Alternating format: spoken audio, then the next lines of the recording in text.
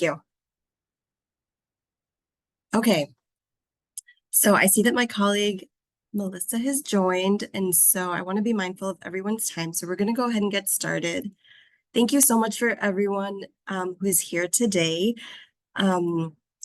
We will be doing an orientation for U visas and VAWAs through our NIJC U Visa Pro Bono project. Before we get started, I want to just give one quick advisal, and then we can jump into introductions and the agenda. First of all, this training or this presentation is meant to be for attorneys and people who are interested in taking on a case as pro bono attorneys through our project. We will not be giving specific legal advice during this presentation. It's all very informative. If you have questions that are more specific, we do have a slide with our contact info, so you can feel free to reach out separately. Likewise, we will be holding all questions for the end of the presentation. There should be some time at the end to address any questions. Feel free to include them in the chat as the presentation is happening, and we can address them towards the end of the presentation. Okay, so having said that, I will introduce myself. My name is Laura Garcia-Aguirre. I am a supervising attorney here at the National Immigrant Justice Center, and I'm also the legal supervisor for our U Visa VAWA Pro Bono project. And I'll turn it over to my colleague, Melissa. Hi, everyone. My name's Melissa, and I am the U Visa VAWA Pro Bono paralegal. So yeah, I also work for the project. Perfect. Thanks so much, Melissa. And we do have two other very important people who are also joining us here behind the scenes. My supervisor, Trisha Teofilo Olavi, she is the program manager for this specific pro bono project, and Ellen Miller, who is our pro bono manager here at the National Immigrant Justice Center. So two very important people who are helping us out behind the scenes. Okay, so now we're going to talk about the agenda for today's presentation. Next slide, please.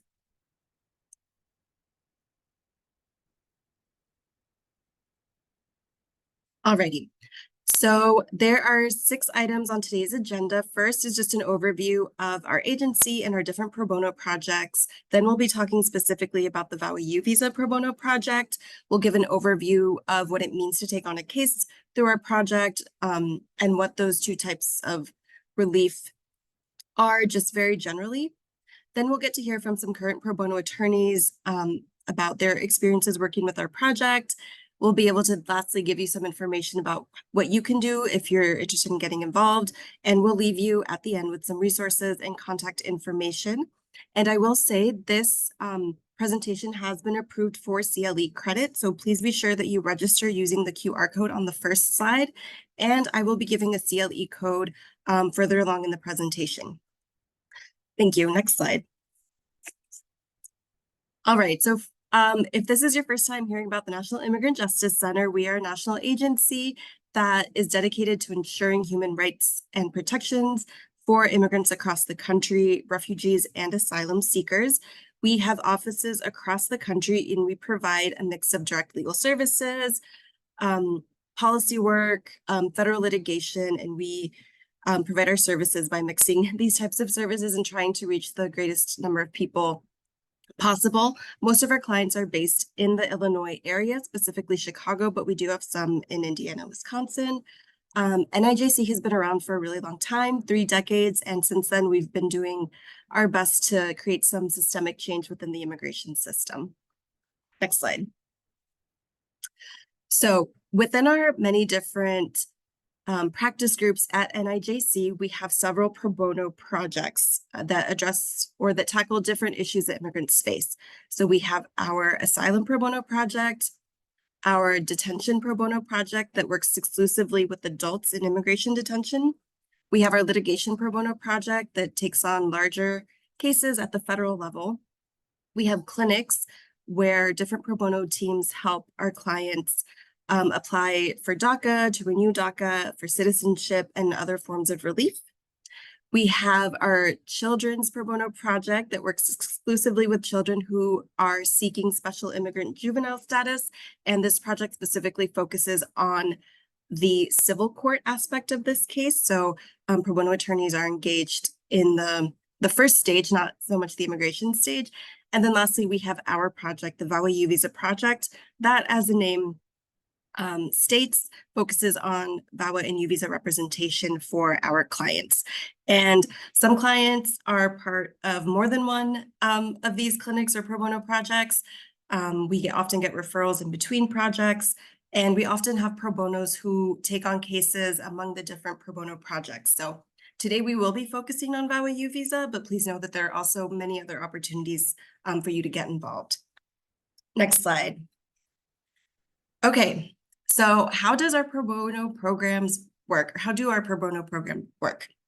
So first is initial contact with the prospective client. So someone contacts our agency to set up a consultation, and they meet with the staff member in an intake appointment, and we do an in-depth screening to assess what their options might be and if they're eligible for a type of relief that we can help them with, and more specifically, if it's a type of relief that we can help them with through one of our pro bono projects. So after we've done that assessment, if we accept the case, we sign a retainer with the client. We have a specific pro bono retainer, and we start working to get that case placed with a pro bono partner. And this can be a single pro bono attorney, or it can be a team of pro bono attorneys working on a case.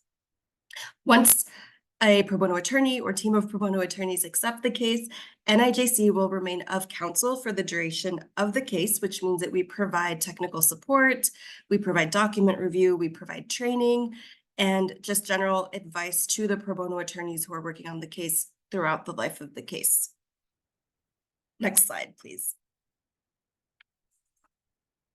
Okay, so now we're going to focus on our VAWA U Visa pro bono project. What is VAWA? What is U Visa?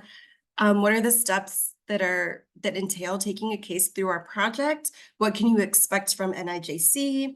What are your responsibilities as a pro bono attorney? And also how to work with these specific community of clients. Next slide, please. Okay.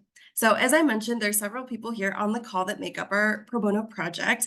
I mentioned Trisha at the very beginning. She's our legal project manager. Then myself, the legal supervisor. Jackie is our pro bono projects coordinator. She is more than likely the first person you will have contact with upon showing interest in taking a case. And then as you already met Melissa. She is our project paralegal. Our contact info is there. Feel free to reach out to us if you have any questions or if you're interested in taking on a case after today's presentation. Next slide. Okay. So our NIJC VAWA U Visa project is housed under the Immigrant Legal Defense Project, which is one of NIJC's many practice groups. Within this practice group, we focus on family-based and humanitarian-based immigration matters. So we provide a very broad spectrum of services to clients. Some of our other practice groups are more specific. For example, the asylum team provides mainly assistance on asylum cases. We do a little bit of everything.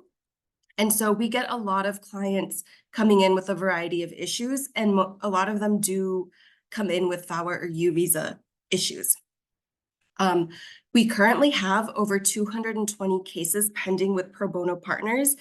We are one of the biggest projects at NIJC, and we're very, very thankful for the help that pro bonos give us, and they also play a big role in allowing us to expand our capacity. So through our project, what do we offer? We offer trainings on a regular basis, and this is not just for attorneys who are currently working on cases, but it's also more general to attorneys who are seeking to get more information or become more involved in VAWA and U Visa types of cases. We provide outreach such as this presentation, which is an informational session. Once a case has been assigned, we provide case management, and we also help with the case placement process. So we do a little bit of everything under our pro bono project. Next slide. Okay, so what does it mean to take on a case within our project? So let's say that you either receive our pro bono newsletter where you see the different cases that are available for assignment, or you've reached out to someone on our project expressing an interest to take on a case. What happens next? So If you haven't already seen our case list, the first step would be for us to send you our case list. Typically, we have anywhere from 2 to about 10 cases on the case list, which means that there's anywhere from 2 to 10 cases that are available for assignment, and it's a variety of VAWA and U visa cases. If there's one that speaks to you or that you want more information about, you start by contacting our project. Once you've selected a case that you want to work on, we will then send you basic information about this client so that you can run a conflicts check and make sure that it's a case that you're able to take on. Once conflicts have cleared, we move on to step 3, which is the case referral packet. Our project works very hard with the client to assemble a case referral packet, which basically has all of the documents you will need in order to prepare the application. So this will include documents that we've received from the client. It includes our own case notes. It includes a copy of the retainer and any other forms that we need in order to help you file this application. And so the very first step would be to receive that referral packet and become familiar with the materials. Once you've done that, you'll move on to step 4, which is actually preparing the application. So this would entail at least one initial meeting with the client where you go through the packet, prepare the necessary forms, and start to establish a rapport with the client. In most cases, you'll have to meet with the client more than once just because the nature of these cases and because it can take time to build trust with clients. But a lot of the work can be done remotely. It can be done via email or via phone with the client. As you're preparing the application, our project is always available for questions, whether it be, jumping on a phone call, a video call, or just emailing back and forth.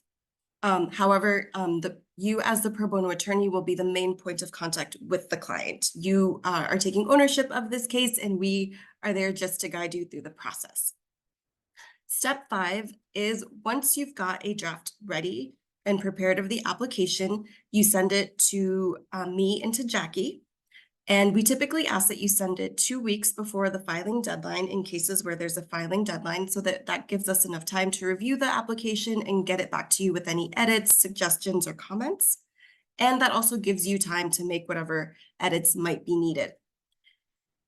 It's usually we only review the application once because our pro bonos are so great, and that's usually all that's needed. However, there are situations where we might want to review it more than once, or where, if it's a case that's a little bit more complicated or client is still waiting on certain documents or whatever the reason may be, we're always happy to review as many times as needed to make sure that the application is fully prepared and ready to be filed. And then lastly, you file the application. And so that falls on the pro bono attorney to file the full application with the appropriate U.S. Citizenship and Immigration Office and to send us a copy of that final filing. And so most U visas and VAWAs are pretty front heavy in terms of casework. Once the application has been filed, it's more than anything just monitoring the case.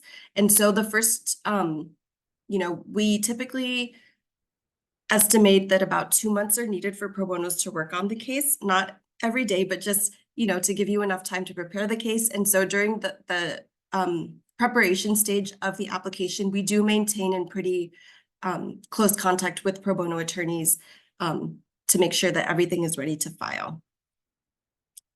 Next slide, please. Okay, so you've done all the work of preparing and filing the case. So what happens next? There are a few things that the pro bono attorneys are responsible for and a few things that we are responsible for since we remain of counsel.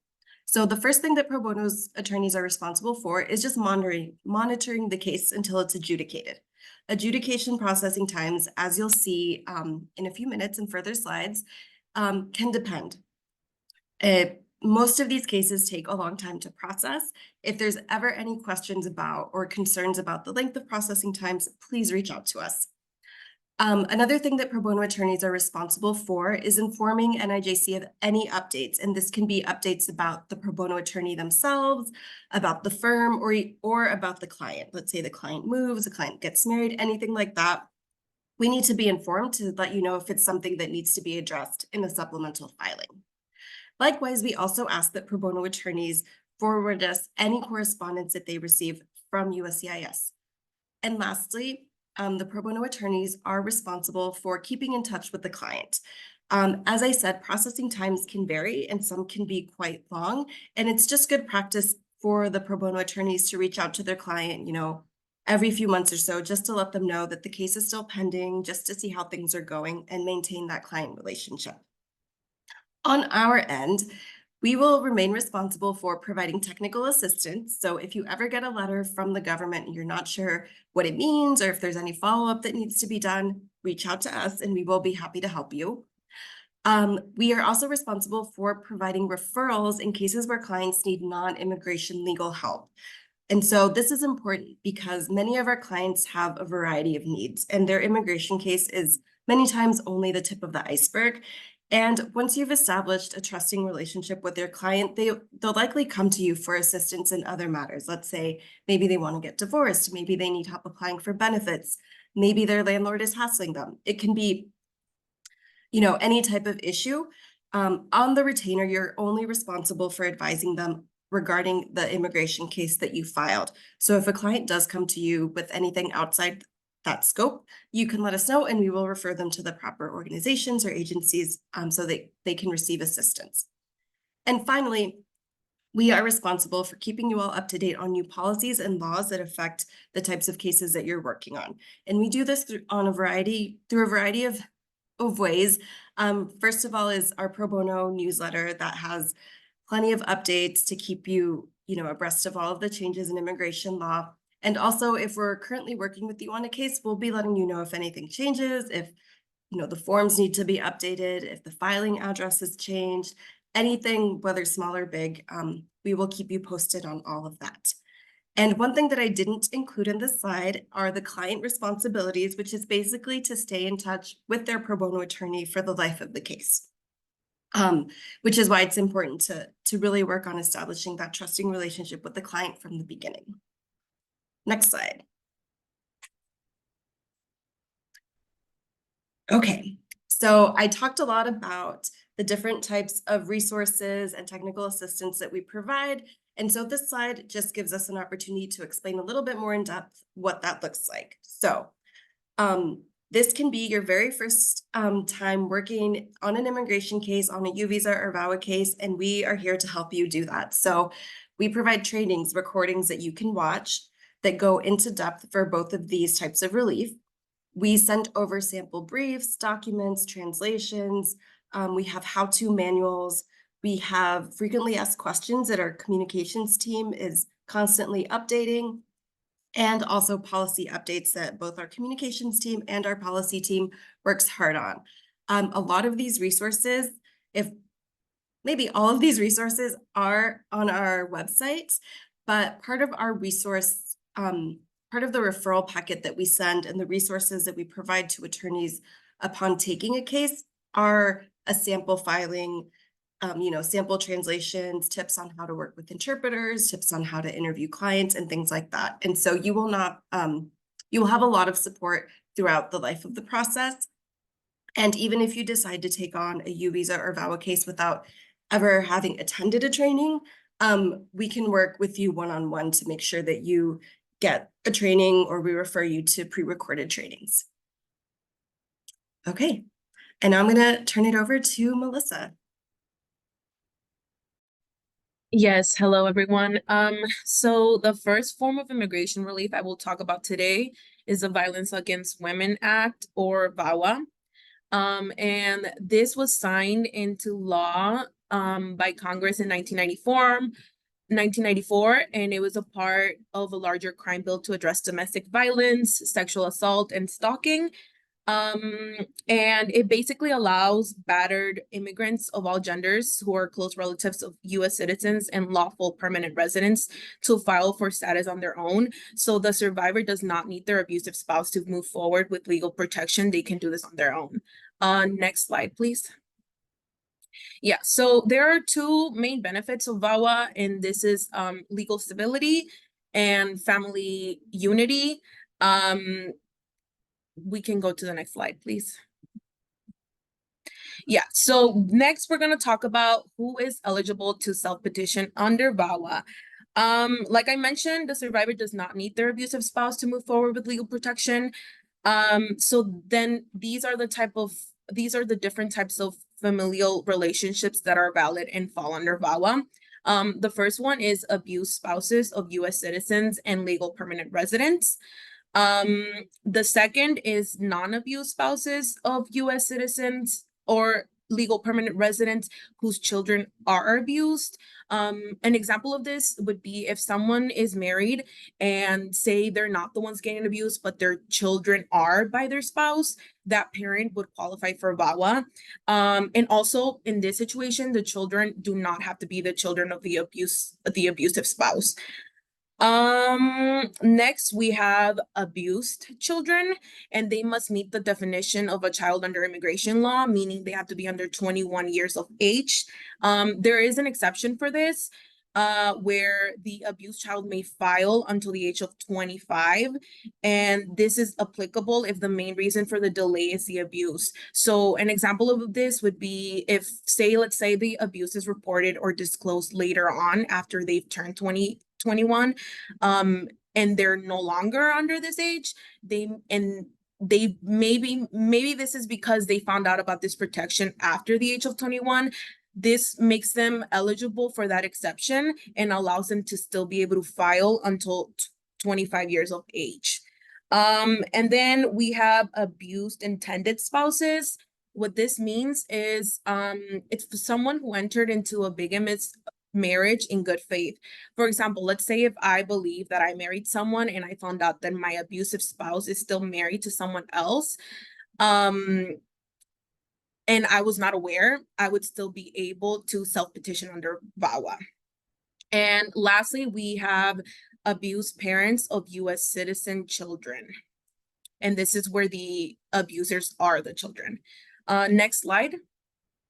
Okay, so for VAWA, the self-petitioner has to prove the status of the abuser. So the abuser has to be a U.S. citizen or a legal permanent resident, and this can be proved with a birth certificate and naturalization certificate, green card, etc.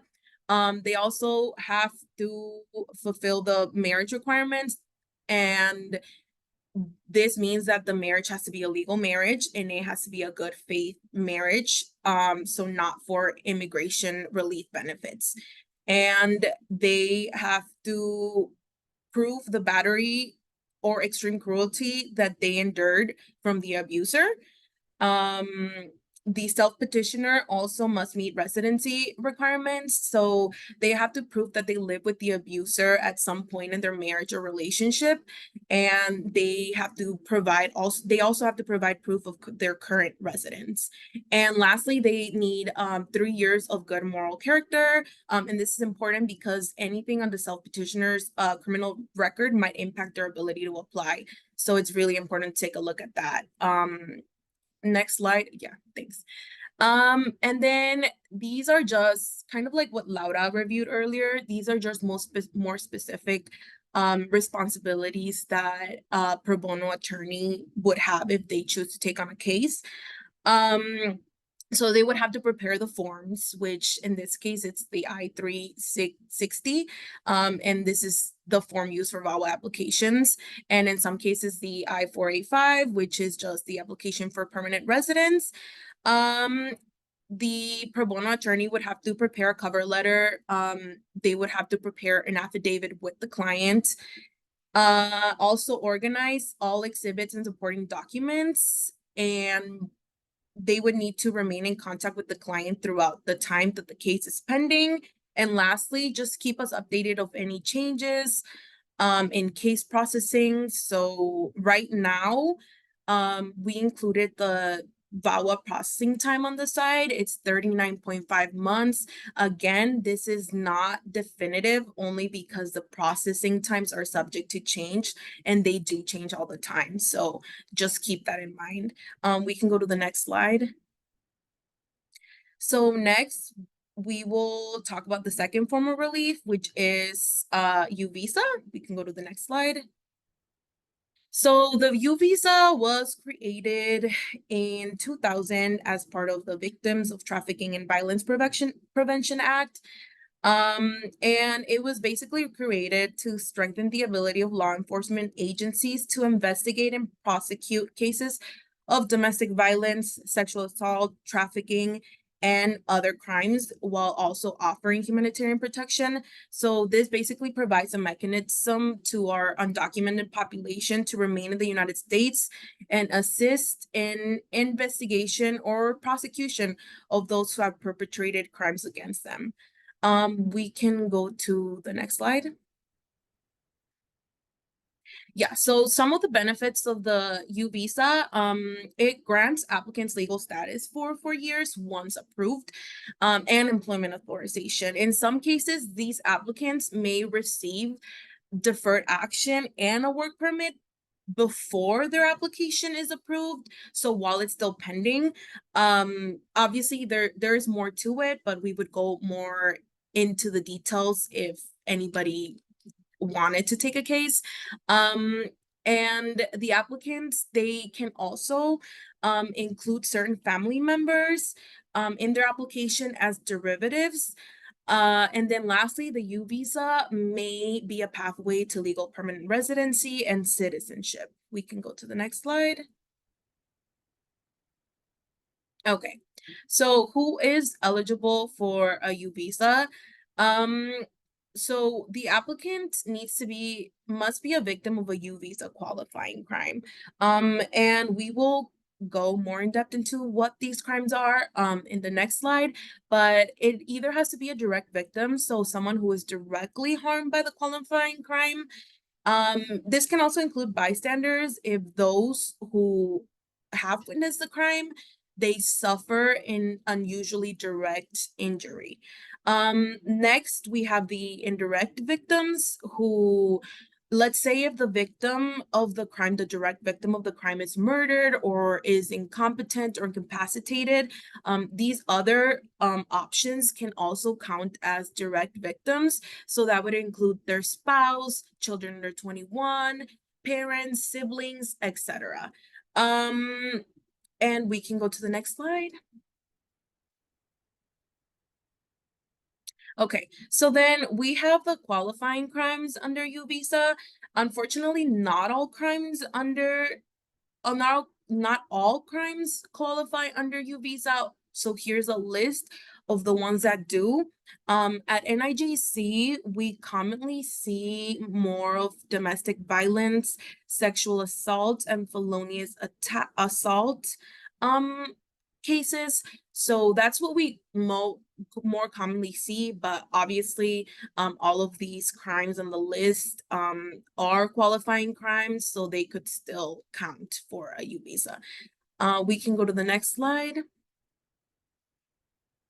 Okay, so then for U visa, the applicants must prove that they've suffered substantial mental or physical abuse as a result of being a victim of a qualifying crime.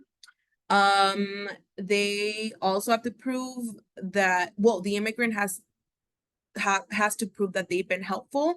They are being helpful or likely to be helpful to a federal, state, or local authority investigating or prosecuting the qualifying crime. And they also have to possess information concerning that criminal activity and show that the criminal activity violated US law or it occurred in the United States. We can go to the next slide.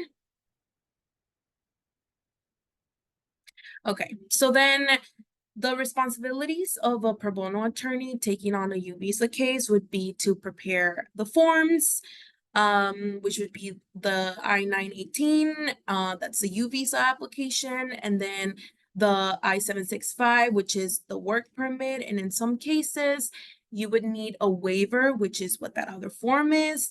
They would need to prepare a cover letter, an affidavit with the client detailing the crime and the experience from the client's point of view. They would have to organize the different exhibits and supporting documents, and just again remain in contact with the client while their case is pending, and also maintain that contact with us and give us an update if anything changes in the case.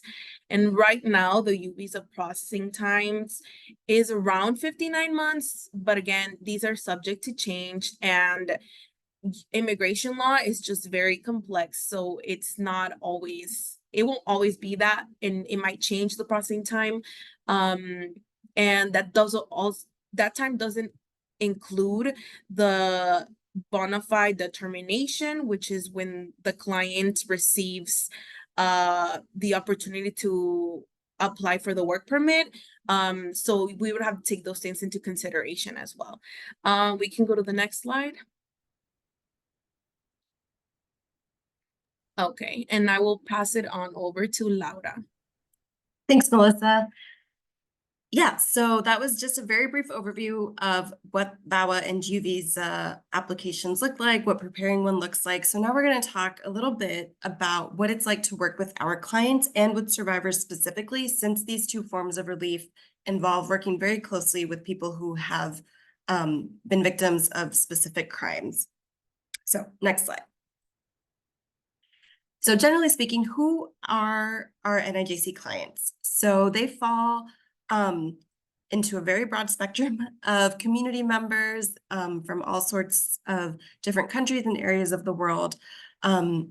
We have people who have just come out from detention, whether that is, prison or immigration detention. We have children here who are unaccompanied. We have families. These families might have mixed statuses. There's people that might have different identities. We have people who are students, educators, lawyers, farmers, religious people. There's really all sorts of backgrounds. And I will say for U visa and VAWA specifically, due to the nature of the forms of relief and the requirements to be eligible to apply for U visa and VAWA, these clients in particular have been the victim of DV or some other form of serious crime. And so learning how to work with them and gaining their trust is a crucial part of taking on a case. And I'm going to go into that in a little bit more depth in the next slide. Okay. And so on top of all of the technical assistance that we provide regarding the immigration law, the requirements for these two forms of relief, and samples, we also provide training and technical assistance on how to work with this particular community.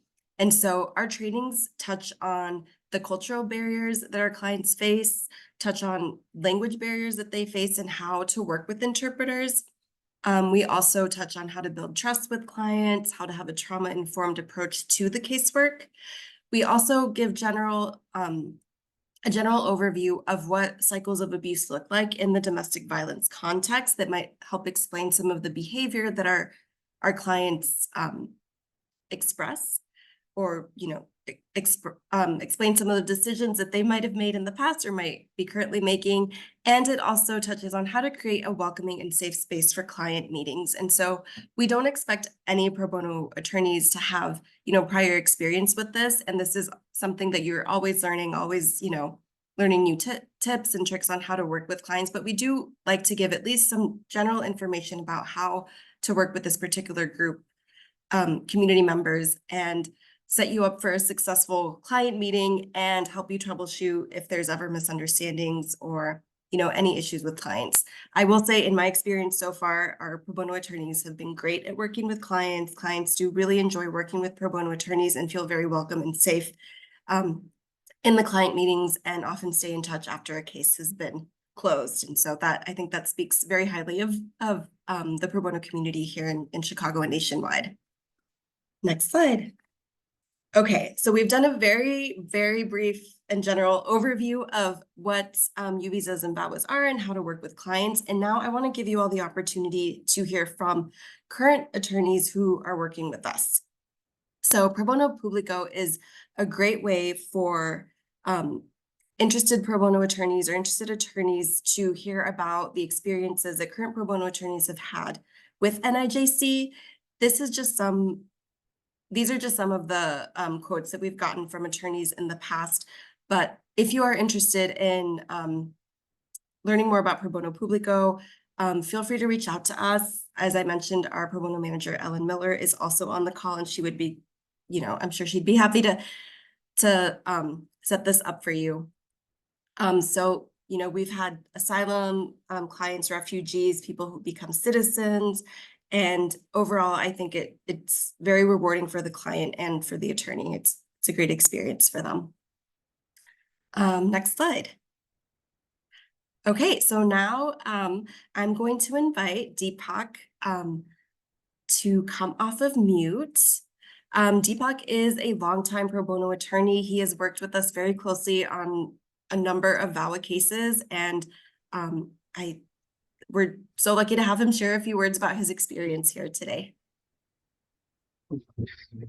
Good afternoon, everybody. I'm Deepak Damaskar. I'm a staff attorney at McDermott, Will & Emery in the corporate advisory group, and I have been part of NIJC in a different role for many years. I'm currently a member of the Associate Leadership Board, as well as a pro bono. And I just want to assure everybody on this call that NIJC is an excellent organization to work with from a technical standpoint, from a hand-holding standpoint, question answering standpoint. It's just a wonderful organization. I highly recommend working with them, even if you've never taken on immigration pro bono work before. As has been mentioned, as you probably gleaned from the information presented thus far, it's an extremely complicated system to deal with, and everyone I've ever worked with at NIJC has been an expert, technical expert, and practice expert in how to handle cases and questions from clients, etc.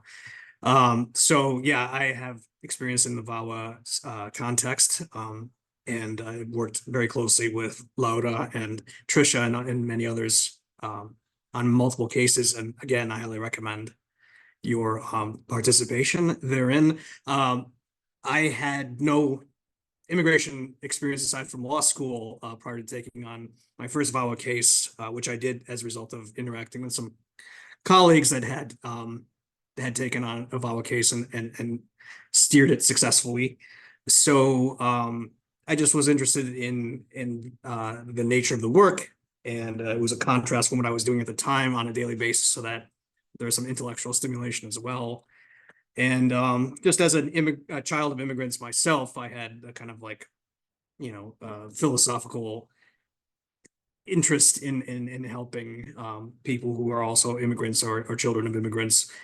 And just in terms of working with NIJC staff, I highly recommend it, and I would definitely take on more cases as time allows. So just in terms of my background in this context, I have taken VAWA cases where men were the clients.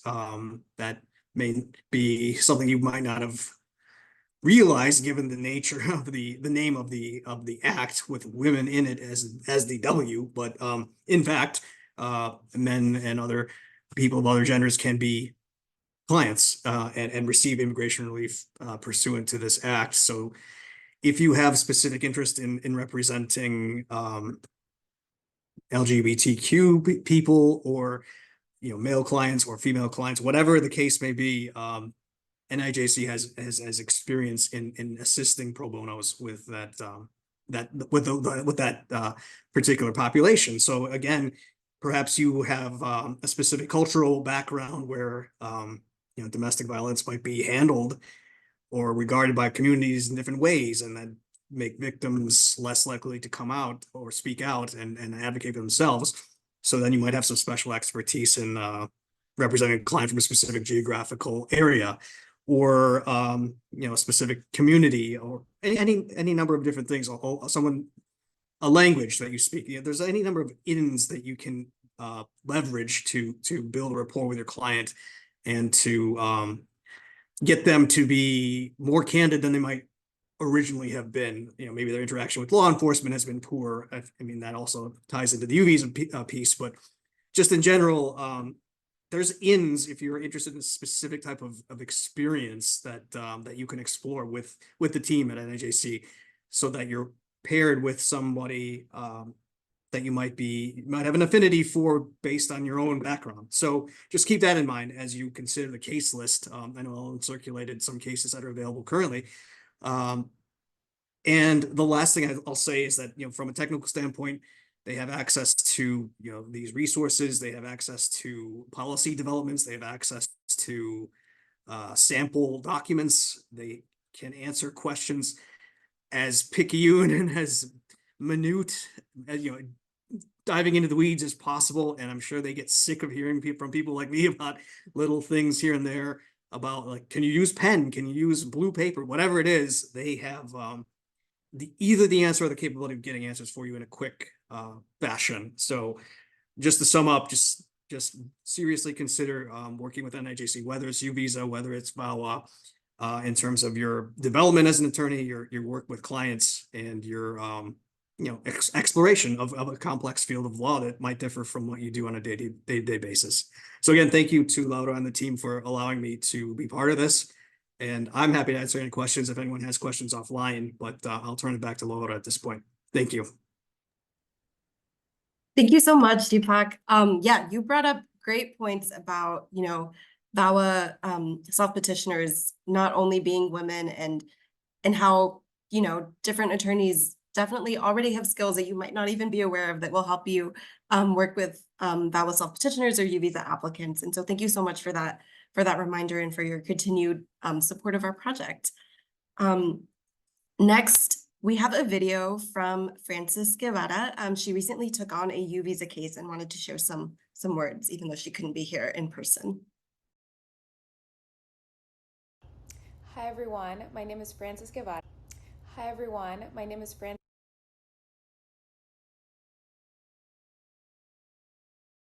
Oh, I was able to hear the video just now. Frances Guevara, and I'm an attorney at Perkins Coie in DC. I began working with NIJC this past year on a U-Visa application on behalf of a client, and I wanted to come on here and share my experience working on this project. As background, I have worked at Kids in Need of Defense during undergrad, and I had assisted in asylum cases, but this was my first time where I got to actively work on a case from start to finish. So first I'll touch on the project's model and the technical assistance. I completely loved working with NIJC. They were the perfect partner organization. We received ample resources to succeed, and they were truly just a phone call away whenever we needed more support. The first thing we got after we received our client was this very well organized client package. It had clear objectives and checklists to help us hit the ground running. Laura and Jackie were also always there to hop on a call to answer any questions, and they have a very great level of expertise in this field. We had a list of questions that they just knocked out instantly, and it was so efficient. They made the process feel really seamless, and we had all the support we needed to make this a smooth running case. So I feel very lucky to be at a firm that values and prioritizes pro bono. Coming from an immigrant background, I am very passionate about giving back to individuals whose stories really resonate with my own, and taking on a case was a no-brainer for that reason. However, I did not anticipate just how fulfilling of an experience it would be. I highly recommend it, and I am looking forward to working again with NIJC in the future. Please feel free to reach out to me or to any of my teammates with any questions on how the NIJC process was. Again, I wholly recommend them, and I just want to thank Laura and Jackie so much for answering every call and just being a pleasure to work with. Thank you.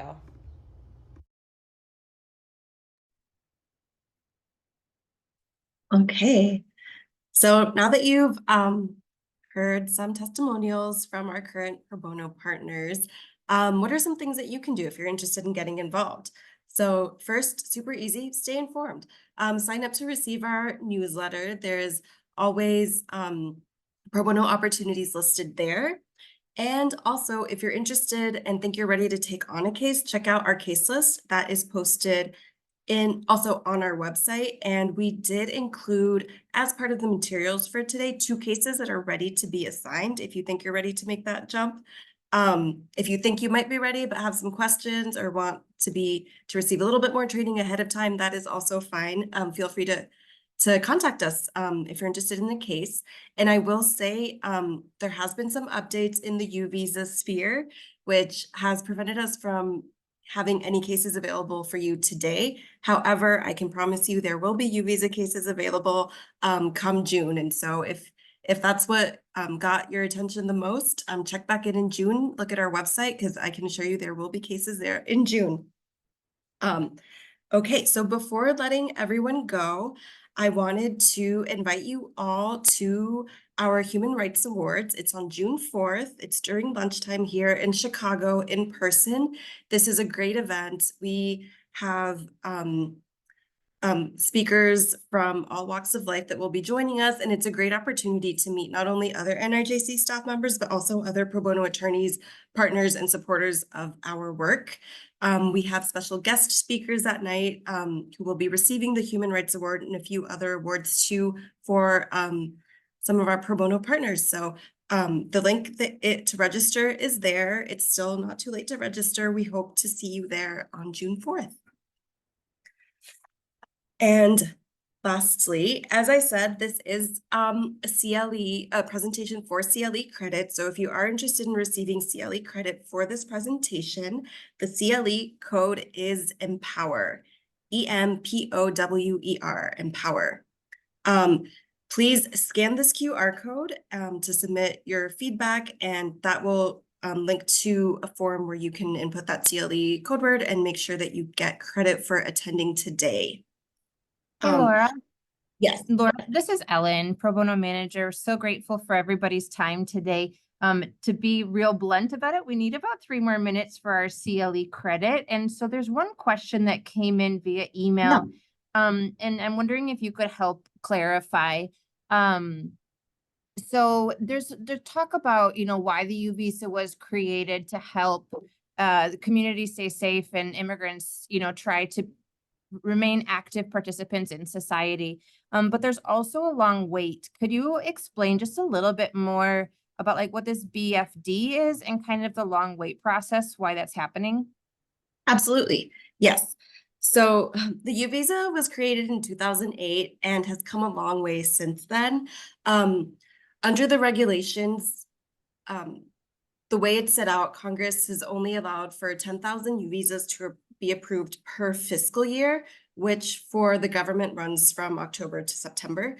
And so because this is such a great benefit, so many people are applying for this form of relief that there is now more than 10,000 people who applied per year, which has created a backlog, hence the super long processing times. And so back in, I want to say 2021 or maybe the summer of 2020, the government created something that is called the bona fide determination process, which is something where the USCIS officer will review an application, and if they determine that the applicant has submitted all of the required forms, they will issue the bona fide determination, which grants the applicant deferred action, which is protection from removal, and the opportunity to apply for employment authorization to get a work permit. And so they did this to help alleviate some of the wait so that people who are applying for the U visa aren't just waiting without anything to fall back on. Because prior to that, really, the time that an applicant is waiting for the U visa to get adjudicated, they're still without status. They're still here at risk of maybe getting questioned by immigration officers, maybe getting placed in removal proceedings. But this bona fide determination process gives them something for in the meantime. So it gives them deferred action, and it gives them that work permit, which is valid for 4 years. And although wait times haven't decreased, giving clients this opportunity or giving applicants this opportunity has really helped them achieve more stability in their lives. It helps them get better jobs. It helps them apply for benefits. Here in Illinois, U visa applicants are eligible for certain public benefits. And so having this bona fide determination helps alleviate some of that wait time. And so when you see the processing time that we showed earlier in the slide or on the USCIS website, where you can also check it, The 69-ish months refers to the time from when the application is filed to when that bona fide determination is issued. Post the bona fide determination being issued, between that and the adjudication, it can still be a few years, but at least during that time, applicants have that work permit and the deferred action to fall back on. And did that answer the question? Are there any follow-up questions about that? The U I think visa that- is, yeah. Go ahead. sorry. Yeah, it's a great benefit, and there's just a lot of people who qualify for it and who have felt empowered and supported enough to apply for it. And so there are long processing times, and there is a push nationwide from practitioners to hopefully have the government, make some amendments or something to help ease those processing times. And I am seeing that the QR code is not working. So I think we can maybe email it out afterwards, Ellen. Exactly. Yeah, no, thanks for that explanation, Laura. I apologize for the wrong CLE, the wrong QR code here. As you can see, we also get client feedback when we do clinics, and I apologize that that was inserted wrong there. We will email out to you the correct link and QR code, and you can follow up within the next, couple hours or couple days. We'll get that out to you real soon. But I think that's great. And I just I know that there's other practitioners on the call or people that are curious. And so we do still have a couple of minutes left if people wanted to put questions in the chat or even come off mute to ask a question.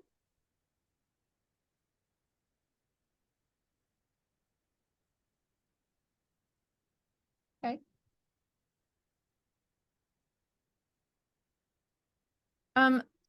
Laura, one other quick question before we end today is, I'm wondering if you or even Melissa too might want to share kind of some of about the clients that you work with and what they're doing in our community.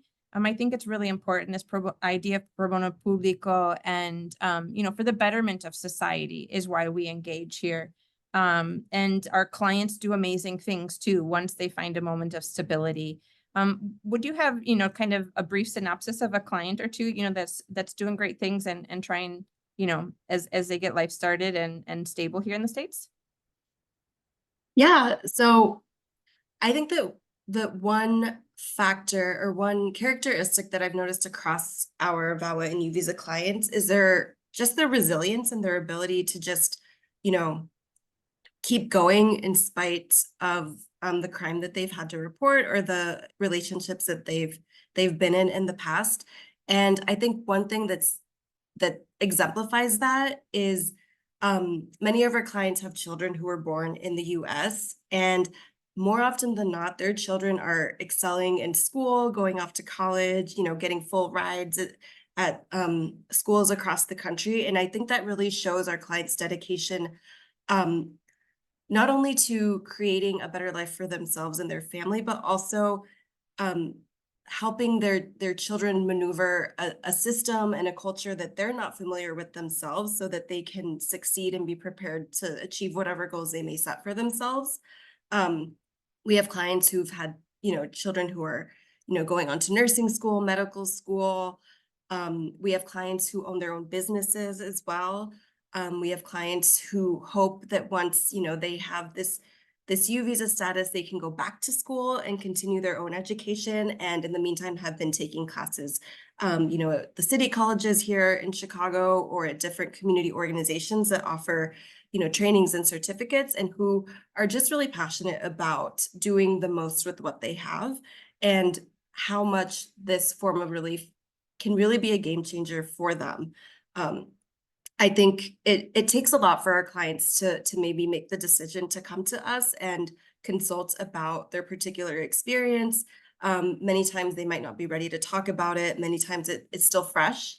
We've had clients come, only weeks after being a victim of a qualifying crime. And we've had other clients who come here, like 10 or so years after they've, gotten out of the domestic violence situation, or they've been a victim of a crime. And, everyone's a little bit different, but I think across the board, their resiliency is something that really sticks out, and they come prepared to work on their case. And I think that's something that also helps encourage pro bonos, give their all when preparing the case and working with clients. Great. Thanks, Laura. I'm not seeing any other questions. And knowing that everybody's time is valuable, I just want to say thank you once again for joining us today. We'll send out the QR code. And unless Laura or Melissa, you have anything else to add, I think we can sign off. Yeah, thank you so much for everyone who tuned in today. Again, the slides were sent out ahead of time. So if you have any questions, if you have any interest in taking on a case, feel free to reach out to me or anyone else on the project. We have a lot of other materials if you want to explore some past trainings or other things on our website. And we hope that you reach back out to take on a case with us. Thank you so much. And thank you, Deepak, for sharing your very kind words today, and to Ellen and to Trisha, who were helping us out in the background, and Melissa as well. Thanks, everyone. Have a great afternoon. Thank you. Thank you.